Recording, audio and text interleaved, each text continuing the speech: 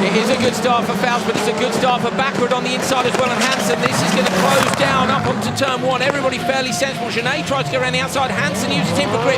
He runs wide with Bakkerud. Baumanis is going to go up the inside into P2. Baumanis gets collected by Faust from the rear. Faust has shut the door, I think, on Genet. So Hansen and Faust on the brakes down towards the end of the straight. Bakkerud into the lead with Baumanis in P2. Well, I'm not sure if Bakkerud had a problem or not, just a lot of brakes on the rear, but the car was snaking on the brakes. The two Peugeots held themselves up in turn one. They did indeed. Hansen maybe a little bit hot on the way in, running out into the side of Genet. Anybody going to joke on that one? Davy Genet does, so Genet knows that he hasn't had a great first lap there. Going to give himself a little bit of air and try and get the hammer down. He was so fast here last year, Davy Genet. Would really like to make it through to the semis. Currently P6, he's in a strong position to do so, but the further up to him, the better. And look at turn one, you want to be at the front of these grids. You do, and look at the car. You're right, it's the rear right. The rear right, there's a link broken on Andreas Bakkerud's suspension. You can see it's got massive, the front of the wheel is turning in enormously. Is it loose or is it bent? Either way. It's bending out, it's turning out, so you've got toe out on the right rear, which is snaking the guy. He's doing a brilliant job to stay in front, helped by the power of that Ford.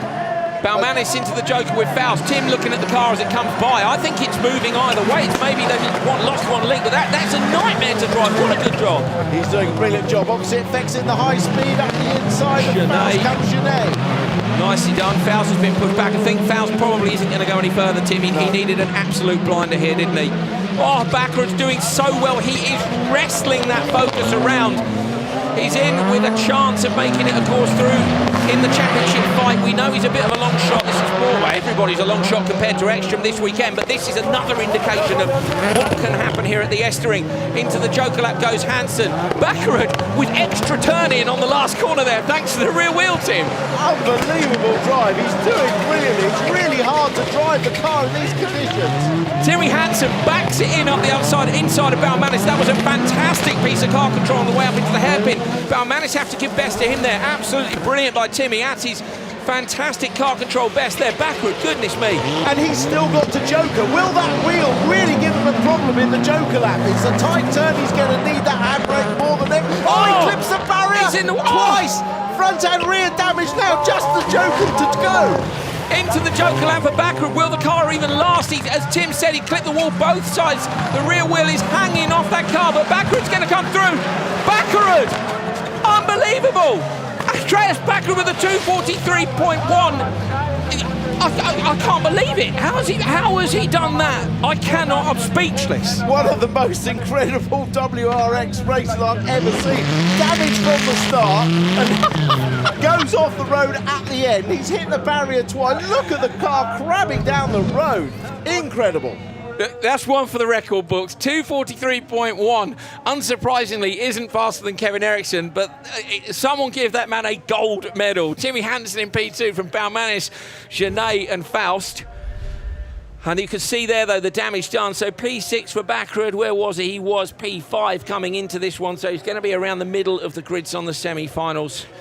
Baumanis, Genet and Mark Contimaziano, Faust in P14. That's not going to be enough to see him go through, but it's all about this last race with the World Championship leader, which is still to come. So we'll look and see if we can figure out where the damage was done, Tim. Up into turn one, not too much. Maybe the exit here, so he runs wide. Does he then come back? There. Yeah, so Faust hit Baumanis. Baumanis hit unavoidable, I think, racing incident. Very much so, yeah. He was lucky the wheel stayed on, really, because it was getting worse and worse.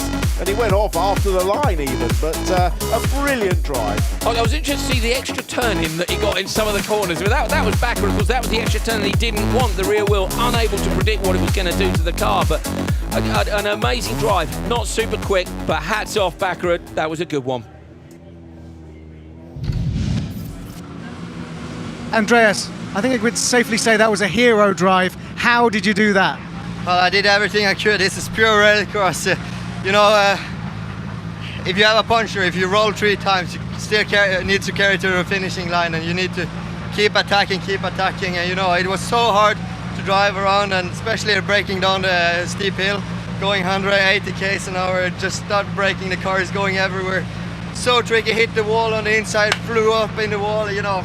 I was just like, so much adrenaline, just driving on pure craziness.